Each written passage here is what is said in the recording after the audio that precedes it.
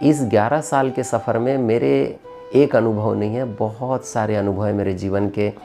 एक अनुभव मैं आपको सुनाना चाहता हूँ कि मैं 2017 में केदारनाथ गया। वहाँ पर हम बैठा हुआ था लॉज के बाहर, हेलीकॉप्टर आना जाना कर रहे थे आसमान पे। तो मैंने बाबा से कहा, बाबा क्या मैं कभी हेलीकॉप्टर में बैठ सकता हूँ बाबा, क्या आप मुझे हेलीकॉप्टर में बैठा लोगे? मुझे बहुत शौक़ है बाबा, लेकिन मेरे पास इतने पैसे नहीं है बाबा। क्योंकि मेरा एक फ्रेंड था, वो मुझे लेकर गया था अपने खर्चे पर। मैं बाबा से रूह ही रेहान कर रहा था, करीब आधी घंटा गुजरा। मेरे ड्राइवर जो है गाड़ी का वो आया, बोले हुसैन भाई भैया बुला रहे हैं। मैं भाई के पास गया, मैं बोला जी भाई। बोले यार हुसैन भाई कल हेलीकॉप्टर में अपन केदारनाथ जाएंगे। लेकिन उसने मुझे एक चैलेंज दे दिया। उसने कहा मैंने ऑनलाइन चेक किया है, टिकट है 14,000 रुपये 15,000 रुपये। अगर आप 7,000 रुपये में बोलकर टिकट लाते हो तो मैं आपको कल हेलीकॉप्टर में ले जाऊंगा। मैंने कल्पना बहन को कहा और उनको कहा कि आप योग करना अमृत बेला और बाबा को बोलना 7,000 में टिकट दिलाएगा। मैं भी बाबा को बोलता हूँ। रात हुई, मैंने खाना वाना खाया, बाबा को पत्र लिखा और बोलकर सो गया। अमृत बेला उठा 2 बजे रात में, बाबा से योग लगाया, बाबा कल मुझे हेलीकॉप्टर में आपको बैठालना है, 7,000 में टिकट दिलानी है। मैं काफ़ी रूह रिहान करने के बाद 5 बजे नहाने धो के तैयार हो गए। 6 बजे मैं वो कंपनियां जो हेलीकॉप्टर प्रोवाइड कराती है उनके ऑफिसों के चक्कर काटा। 14 कंपनी काम करती थी वहाँ पर।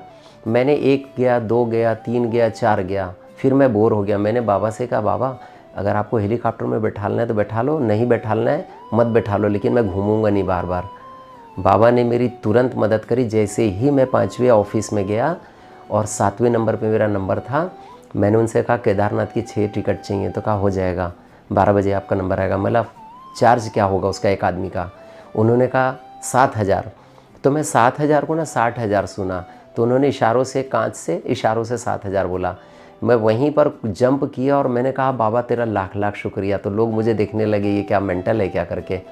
फिर मैंने ड्राइवर को भेजा और भाई को बुलवाया, हमने टिकट ली। जैसी टिकट हो गई फिर मैंने दूसरा संकल्प चलाया। मैंने कहा बाबा हेलीकॉप्टर में तो आपने बैठाल दिया, लेकिन बाबा मेरे को ना सामने बैठना है पायलट के पास, मैं देखना चाहता हूँ बाबा ये उड़ता कैसे है। बाबा ने मेरे वो भी संकल्पों को पूरा किया। क्योंकि हेलीकॉप्टर 6 सीटर था, 4 सीट बुक हो चुकी थी, उसमें से 2 और चाहिए था। तो वो 2 लोगों में से हमको कहा कि आप 2 चलिए करके। फिर हमारे दोस्त ने भी हमें परमिशन दिया कि ठीक है आप लोग जाइए, हम पीछे आते हैं। मैं हेलीकॉप्टर में सामने पायलट के बाजू में बैठा और मैंने वो अनुभव भी लिया कि हेलीकॉप्टर उड़ता कैसे है, उसको चलाते कैसे हैं। 2 संकल्प मैंने आधी घंटे में क्रिएट किया। बाबा ने मेरे दोनों संकल्पों को पूरा किया। यहाँ से अभी स्टोरी शुरू होती है कि एक बाबा का बच्चा बनने के बाद पेपर कैसे आते हैं। हमने केदारनाथ विज़िट किया, भाभी लोग तो पीछे आए, लेकिन मैंने केदारनाथ को 5 बार विज़िट किया। वो पत्थर कैसे आया, मंदिर कैसे बचा, भाभी लोग के साथ भी मैंने 4-5 बार केदारनाथ को विज़िट किया। जैसे ही हम हेलीपैड की ओर आ रहे थे, अचानक केदारनाथ काला हो गया, पूरा डार्क हो गया बादल। 1 फीट में खड़ा हुआ इंसान नहीं दिख रहा था। तेज़ तूफ़ान हवाएं चलने लगी, बर्फ़ गिरने लगे, सब भगदड़ मच गई, रोना पीटना मच गया। मैं कल्पना बहन की तलाश किया जो मुझसे 2 फीट की दूरी पर खड़ी थी, वो दिख नहीं रही थी। मैंने एक अंदाज से ना हाथ से उनका हाथ पकड़ा, उनको लेके भागा हेलीपैड में। हेलीपैड से भागा रूम की तरफ, वेटिंग हॉल की तरफ। तो वेटिंग हॉल में लोगों ने ना अंदर से बंद कर दिया था, खोल नहीं रहे थे। और स्थिति इतनी डेंजर थी कि मैंने वहाँ साक्षात ऐसा लगा कि यहाँ मौत निश्चित है। फिर मैंने बोला बाबा अगर यहाँ मौत है तो मुझे मौत से तो डर नहीं लगता, लेकिन बाबा मैं ना अकाल मृत्यु नहीं मरना चाहता, मुझे आप ले चले, लेकिन अकाल मृत्यु नहीं चाहता। उतने में दरवाज़ा खुला और मैं जाके अंदर बैठ गया। जैसे ही मैं अंदर बैठा तो वहाँ पे सब रो रहे थे, कोई ओम नमः शिवाय बोल रहा है, कोई गणेश का नाम ले रहा है। तो थोड़ी देर के बाद मुझसे नहीं रहा गया। मैंने एक माता से कहा माता ओम नमः शिवाय का मतलब क्या होता है? तो वो थोड़ा नाराज़ हुई और नाराज़ होने के बाद बोली फालतू बात मत करो, यहाँ मौत सर पे खड़ा है, तुमको हंसी मजाक सूझ रही। तो मैंने कहा आप मेरी बात सुनिए, मैं आपको ना योग कराता हूँ और वादा करता हूँ आधे घंटे में मौसम साफ़ हो जाएगा और हेलीकॉप्टर आएगा, ये मैं चैलेंज करता हूँ आपको। तो लोगों ने कहा कैसे आएगा? तो मैंने कहा सबसे पहले मैं आपको परमात्मा शिव का परिचय देता हूँ। कल्पना बहन को मैंने कहा बहन परिचय दो। कल्पना बहन ने परिचय दिया मुश्किल से 10 मिनट में। और उसके बाद हमने कहा कि आप सब लोग बैठकर योग करिए। कल्पना बहन का योग बहुत पावरफुल है। कल्पना बहन ने योग कराया। आप यकीन नहीं करेंगे, मैंने आधी घंटा का टाइम दिया था उनको कि हेलीकॉप्टर आएगा, मौसम साफ़ होगा। 20 मिनट के अंदर ही हेलीकॉप्टर की आवाज़ आई। जो बहन ओम नमः शिवाय बोल रही थी वो उड़ीसा की माता थी और उन्होंने मेरा पैर पकड़ लिया, बाबा बाबा, केदारनाथ बाबा करके मेरा पैर पकड़ लिया। मैं तुरंत योग तोड़ा और खड़ा हुआ। मैंने कहा माता, मैं तो एक तेरा बच्चा हूँ, मैं कहाँ से बाबा बन जाऊँगा, बाबा तो पीछे बैठा है केदारनाथ। मैंने इशारा किया उनको खिड़की से। उसके बाद बाबा ने जो सम्मान दिलाया वो मैं आपको शब्दों में नहीं बता सकता। आप सोचिए, जहाँ 55 लोग बैठे थे हॉल में, 55 लोग मेरा ऑटोग्राफ ले रहे थे, 55 लोगों ने मेरा नंबर लिया, लोगों ने मेरे साथ सेल्फी ली। एक डॉक्टर फैमिली बैठी थी जो लास्ट में मेरे से इंट्रोड्यूस हुई और उन्होंने कहा कि मिस्टर, जब मैंने अपना, हाँ एक बात बताना भूल गया, बीच में मेरे से किसी ने नाम पूछा तो मैंने कहा कि मेरा नाम हुसैन भाई है। तो सबको वंडर लगा कि एक मुसलमान केदारनाथ क्या करने आया है, तो वो उनको ज़्यादा इम्प्रेस किया।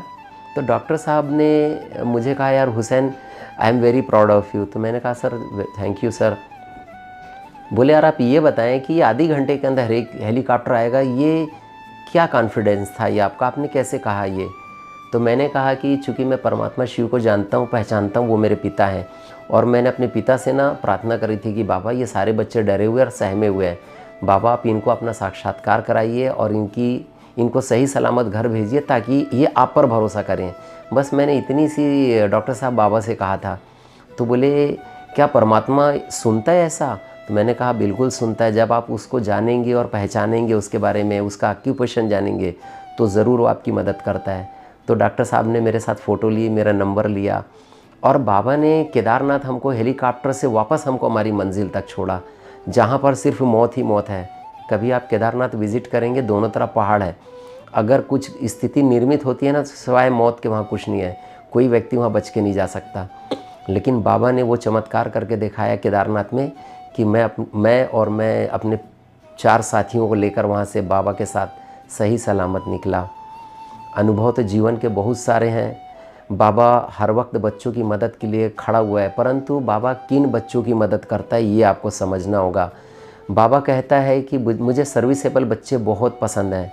मैं प्रोफेशनली एयर कंडीशन का टेक्नीशियन हूँ, एसी चिलर प्लांट का काम है मेरा, ठेकेदारी करता था।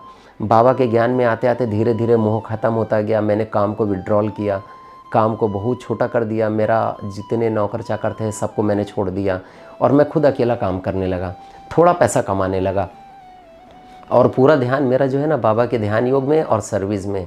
मैं शिव संदेश परचेस करता हूँ और घूम घूम कर शिव संदेश बांटता हूँ और लोगों को परिचय देता हूँ। मैं ट्रेन में रहूँगा तो ट्रेन में शिव संदेश बांटूँगा। मैं अगर प्लेन में भी यात्रा किया, मैंने 4 फ्लाइट मेरी कंटिन्यू थी, तो 3 महीना पहले करीब मैंने, तो चारों फ्लाइट में मैंने बाबा का सर्विस की, लोगों को शिव संदेश दिया। इवन मैंने पायलट को भी बाबा का संदेश दे दिया, एयरपोर्ट पे कर्मचारियों को भी संदेश दिया।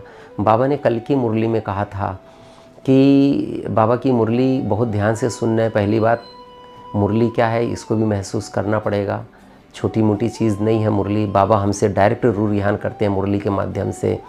बाबा ने कल भी सर्विस के लिए कहा, बाबा ने भोजन के लिए कहा कि भोजन करते वक्त बच्चे किसी से बात मत करो, बाबा को अगर भोजन में बाबा को याद करते हो तो वो भोजन प्रसाद बन जाएगा और आप आबू से, शांतिवन से आबू पैदल चले जाएंगे। तो मेरा कहने का मतलब ये है कि वाइट कपड़ा पहन लेने से, बीके नाम लगा देने से कुछ नहीं होगा। बाबा हम बच्चों को राजाओं का राजा बनाने के लिए आया है। मैं एक इस्लाम परिवार से आया, मैंने देखा है कि सनातन धर्म के लोग जो हमारे बीके भाई हैं, मेरा उनसे प्लीज़ रिक्वेस्ट है कि मुरली कभी मिस ना करें, सुबह की क्लास कभी मिस ना करें, अमृत बेला कभी मिस ना करें। मैं आपको वादा नहीं, चैलेंज करता हूँ। बाबा तो कहते हैं ना कि 21 जन मैं आपको बादशाही दूंगा। मैं कहता हूँ बाबा 21 जन की बादशाही हमें नहीं देता, बाबा हमें कुल 5000 साल की बादशाही देता है। जैसे 21 जन तो बिल्कुल फिक्स हमारा कि पुरुषार्थ अनुसार आपको सतयुग त्रेता युग में पद मिल जाएगा। लेकिन मेरा अपना व्यक्तिगत अनुभव, ब्रह्मा बाबा ने जब 84 जन का पार्ट बजाया तो द्वापर युग में जब ब्रह्मा बाबा आए तो उन्होंने राजा विक्रमादित्य का पार्ट बजाया। ब्रह्मा बाबा अपने अंतिम जन्म तक गरीब पैदा नहीं हुए, ये सबसे बड़ा उदाहरण है बाबा की मुरली और बाबा के महावाक्य का। हम ब्राह्मण बच्चों का भी साधारण जन्म कभी नहीं होता, ब्राह्मण बच्चे कभी झोपड़ी में पैदा नहीं होते, फुटपाथ पे पैदा नहीं होते। लेकिन शर्त क्या है, मुरली कभी मिस नहीं करना, मॉर्निंग की क्लास कभी मिस नहीं करना, बाबा की श्रीमत कभी मत मिस नहीं करना, श्रीमत का पूरा पूरा पालन करना है। बहुत से बीके भाइयों की शिकायत होती है, बाबा हमारी नहीं सुनता, बाबा हमारी मांग पूरी नहीं करता, तो बाबा के लिए आप क्या कर रहे हैं पहले ये सोचें। बाबा के भंडारी का तो हम खा रहे हैं सुबह शाम। मधुबन में हम आए तो आप देखिए सवेरे 5 बजे से बाबा का भंडारी खुलता है, चाय कॉफ़ी दूध नाश्ता भरपूर पेट लोग खा रहे हैं। लेकिन क्या ईमानदारी से आपने, पूरी ईमानदारी से आपने अमृत बेला बाप को याद किया? क्या आपने ईमानदारी से मुरली क्लास अटेंड किया? क्या आपने पूरी ईमानदारी से अमृत बेला से लेकर शाम तक बाबा की श्रीमत पर चले? या आपने बस थोड़ा सा क्लास की, उसके बाद आप बाहर निकल गए मार्केटिंग करने के लिए, इधर उधर घूम रहे हैं? मधुबन की धरनी बहुत पावन धरनी है, जहाँ स्वयं परमात्मा शिव बाबा इस सृष्टि पर अवतरित होते हैं। जहाँ दादी गुलजार के तन पे, जहाँ ब्रह्मा बाबा के तन पर आके बाबा ने हमें महावाक्यों से माला माल किया, अविनाशी खजानों से माला माल किया।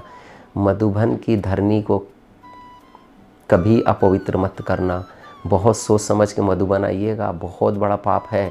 थोड़े से भी विकार करके आप अगर मधुबन आ गए तो आप सोच नहीं सकते कि कितना बड़ा पाप के भागीदार आप बन जाएंगे। मधुबन की लाज रखना है, मधुबन में बाबा की लाज रखना है। कभी कोई ऐसा काम मत करिए जिससे बाबा की लाज ख़त्म हो। बीके का बेच लगाकर, गाड़ी में बेच लगाकर बहुत सावधानी से रोड पे चलना होता है। तो मेरा तो एक ही संदेश है कि ब्रह्मा कुमार बनने के बाद जीवन में कभी कोई ऐसा काम ना करें जिससे कि बाबा बदनाम हो। हम ये कभी ना समझे कि कोई हमको नहीं देख रहा है। सारी दुनिया की नज़र श्वेत वस्त्रधारियों पर है। भले आपका बेच ना लगाओ, लेकिन आपका श्वेत वस्त्र और आपकी गाड़ी में बाबा का मौन हो, ये बताता है कि ये ब्रह्मा कुमार कुमारी है। तो वो संदेश जाता है। हम देवी देवता बनने जा रहे हैं तो हमारे लक्षण वो दिखने चाहिए। बाबा कहते हैं कि बच्चे आज धारण करोगे तो सतयुग में उसकी प्रारब्ध पाओगे। आज अगर हम आज धारण नहीं करेंगे तो सतयुग में उसकी प्रारब्ध बिल्कुल नहीं पा सकते। तो संगम युग बहुत वैल्यूबल युग है। एक एक मिनट, एक एक सेकंड संगम युग का बहुत वैल्यूबल है, उसको व्यर्थ ना गंवाएं। मधुबन की धरनी में आकर व्यर्थ बिल्कुल बातें ना करें। Phone, chit chat, WhatsApp total बंद कर दें। जितने दिन भी आप मधुबन में रहते हैं उतने दिन ज़्यादा से ज़्यादा बाबा की याद में रहने का प्रयास करें। पूरे मधुबन में जहाँ चाहें बैठ कर आप बाबा को याद करें, बाबा से शक्तियाँ लें। मधुबन की धरनी को अपवित्र करने का कभी प्रयास ना करें। सृष्टि पर भगवान आया है, ये संदेश जन जन तक पहुंचाने की जवाबदारी हमारी है। बाबा कहते हैं कि मेरा हर एक बच्चा हीरा बच्चा है। कभी महसूस किया सृष्टि का मालिक सुबेरे आपको क्या कहता है? मेरे मीठे बच्चे नमस्ते। हम अपने घर परिवार में अपने मम्मी पापा को नमस्ते गुड मॉर्निंग नहीं करते। सृष्टि का मालिक आपको आकर नमस्ते करता है। मैं तो बहुत आश्चर्य करता हूँ कि भगवान आकर हमसे इस तरीके से बात करते हैं। कितने भाग्यवान हैं हम लोग। सोचिए हम कितने भाग्यवान हैं। जहाँ 800 करोड़ की जनसंख्या में बाबा ने मुझे ढूंढा। कितना नशा होना चाहिए। ये नशा कभी नहीं उतरना चाहिए कि 800 करोड़ की जो पॉपुलेशन है इस देश की, वर्ल्ड की, उसमें बाबा ने मुझे ढूंढा। लोग रोड में भटक रहे हैं, भगवान की तलाश कर रहे हैं, मंदिरों में जा रहे हैं, दरगाहों में जा रहे हैं, भटक रहे हैं लोग, भगवान उनको नहीं मिल रहा है। तो मेरा सबसे निवेदन है कि आप सब लोग जो हैं ज्ञान में आने के बाद ज़्यादा से ज़्यादा बाबा का संदेश दुनिया को दें।